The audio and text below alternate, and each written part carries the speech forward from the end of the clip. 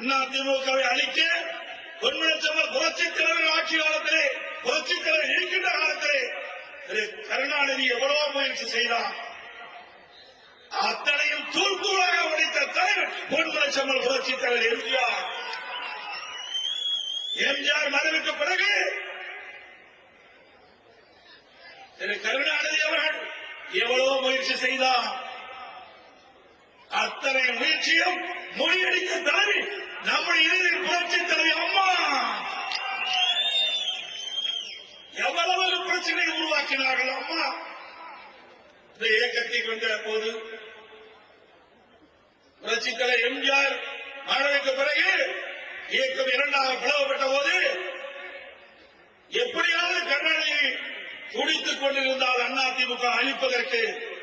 ஆனால் பொன்மனச்செம்மல் புரட்சி தலைவர் தெய்வம், அந்த தெய்வத்தினுடைய ஆசியாலும் அருளாலும் அதிமுக ஒன்றாக இணைந்தது.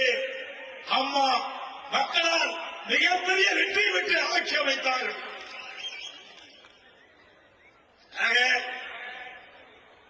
கருணாநிதினாலே முடியல, அதிமுக வீழ்த்த முடியல, உடைக்க முடியல. ஸ்டாலின் அவர்களே, உங்களுடைய கனவு ஒருபோதும் பலிக்காது. இன்னைக்கு அம்மா மறைவுக்கு பிறகு எவ்வளவோ முயற்சி செய்து பார்த்தார் ஸ்டாலின் அவர்கள்.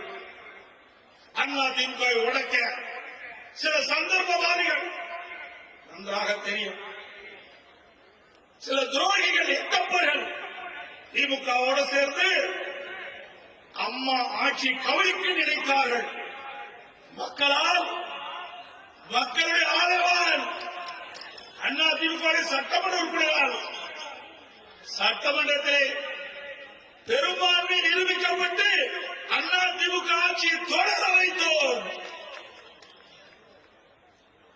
அப்பொழுது கூட ஸ்டாலின் பொறுக்க முடியாம சட்டை கிழிச்சிட்டு வெளியே போன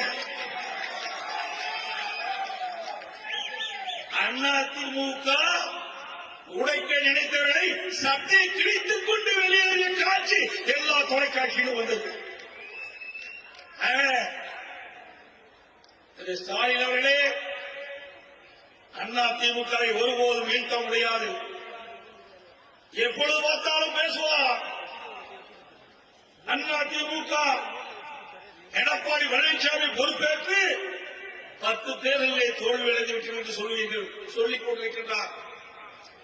ஸ்டாலின் அவர்களே, 2011 2021 வரை எத்தனை முறை நீங்கள் தோல்விவிட்டீர்கள் என்பதை எண்ணி பார்க்க வேண்டும். 2011 எதிர்கட்சி வரிசையில் கூட அமர முடியாத கட்சி திமுக கட்சி. எங்களை பார்த்து விமர்சனம் செய்வதற்கு எல்லாரும் உங்களுக்கு தகுதி இல்லை.